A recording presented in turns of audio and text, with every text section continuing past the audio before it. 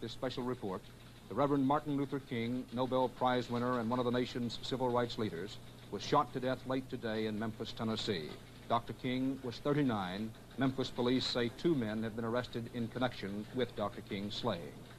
Dan Rather, CBS News, New York. This from CBS News has... Well, we were at the Torch Motel, and we were getting ready to go to dinner at Reverend Kyle's house, and we were waiting for Dr. King to get ready. And as he came out of his room on the edge of the balcony, he was shot. And we thought a firecracker had gone on. Most of us were downstairs on the lower level. And we immediately ran up and saw that he'd been pretty badly wounded and sent for the ambulance and the police and everybody. Where was he shot, Andy? He was shot. Dr. King had returned to Memphis only yesterday, determined to prove that he could lead a peaceful mass march in support of striking sanitation workers, most of whom are Negroes. At a federal court hearing... But somewhere I read of the freedom of assembly. Somewhere I read of the freedom of speech. Somewhere I read of the freedom of press. Somewhere I read that the greatness of America is the right to protest for right. And was laying open.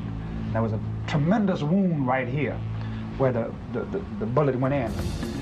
A team of medics get to work on King, but there's nothing they can do to save him. He's just too badly wounded and dies less than an hour later.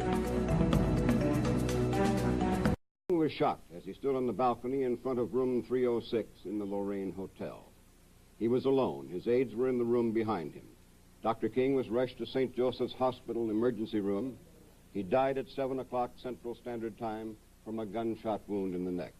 Police recovered what is believed to be the murder weapon, a Browning rifle. The killer fired from a bathroom.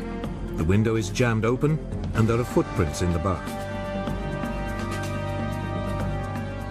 A woman reports that she'd seen a man running from the boarding house shortly after 6 p.m. He discards a bulky package in a nearby shop doorway, a telescopic sight. The rifle is traced to a gun shop in Birmingham, Alabama, where it's said to have been bought 6 days earlier by a man calling himself Harvey Lomayer. However, fingerprints taken from the gun belong to a 40-year-old escaped convict, James Earl Ray. He is now America's most wanted man.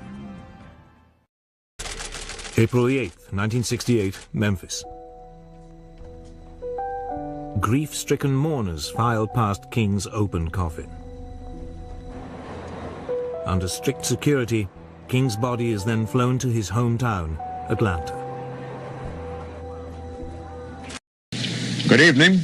The body of Dr. Martin Luther King was returned to his home in Atlanta today as authorities in Memphis expressed confidence that his slayer soon will be captured.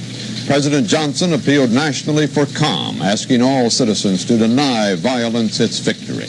Nevertheless, the murder sent a shock wave of violence. Clubhouse. The assassin waited, leaning forward to brace his arms on the window ledge to steady his rifle. And this was his view. He fired a single shot that hit its target squarely, and then he ran. Down the hallway and along the decrepit stairs, turning, he raced out to the street. And as one police... Atlanta. As King's funeral takes place, some of the mourners bitterly remember the civil rights leader's pragmatic views on assassination. I'm realistic enough to know that I can meet a violent end. I live every day under the threat of death. And Mrs. Jacqueline Kennedy issued an especially poignant statement saying, "I weep for Mrs. King and for her children for this senseless act of hate." And she prayed that the price Dr. King paid, quote, "will make room in people's hearts for love, not hate." Questions and speculation may always surround the assassination of Dr. King and other national tragedies. In other words, the whole truth behind King's death and Ray's part in it will probably never be revealed.